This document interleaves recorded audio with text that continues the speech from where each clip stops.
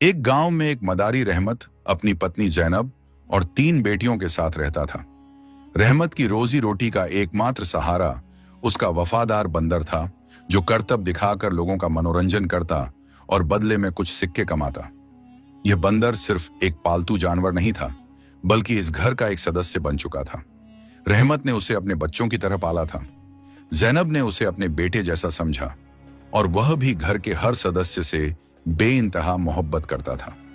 हर दिन रहमत गांव-गांव जाकर अपने बंदर के साथ करतब दिखाता और जो भी कमाता शाम को घर ले आता। भले ही आमदनी कम थी, लेकिन उनका जीवन खुशी से बीत रहा था। एक दिन रहमत ने सोचा कि किसी बड़े शहर जाकर ज्यादा पैसे कमाए जाएं, ताकि बेटियों की अच्छी परवरिश हो सके। इसीलिए वह अपने बंदर के साथ एक बड़े शहर की ओर निकल पड़ा। वहां उसने बाजार में करतब दिखाने शुरू किए और सच में उस दिन उसे अच्छी कमाई हुई। खुशी खुशी वह गांव लौट रहा था, लेकिन रास्ते में अचानक उसके सीने में तेज दर्द उठा। रहमत जमीन पर गिर पड़ा। बंदर घबरा गया। वह रहमत को हिलाने और जगाने की कोशिश करने लगा, लेकिन रहमत की आंखें हमेशा के लिए बंद हो चुकी थीं।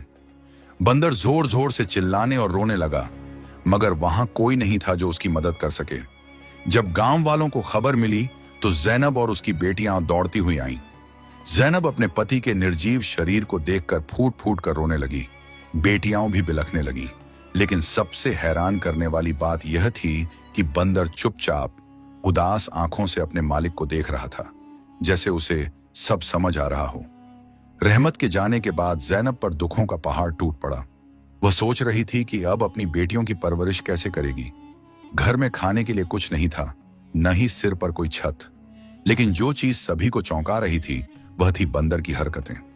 वह सुबह घर से निकलता और किसी न किसी तरह जैनब और उसकी बेटियों के लिए खाने का इंतजाम करके लाता। कभी किसी पेड़ से फल तोड़कर लाता, कभी किसी रहमदिल इंसान से कुछ खाने को ले आता। धीरे धीरे गांव वालों ने भी उसकी वफादारी देखकर जैनब की मदद करनी शुरू कर दी और उसके लिए रोजगार का इंतजाम किया।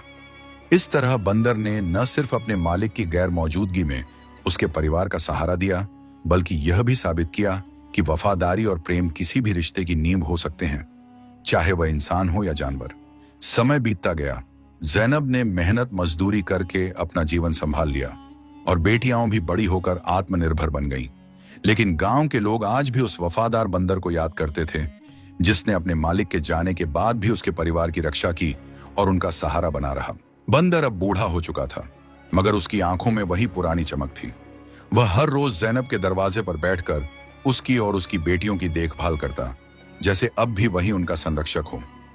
एक दिन जब जैनब अपनी बेटियों के साथ खेतों में काम कर रही थी, तो अचानक उसकी नजर अपने आंगन में पड़े उस बूढ़े बंदर पर गई, जो अब एक गहरी नींद में सो चुका था, हमेशा के लिए।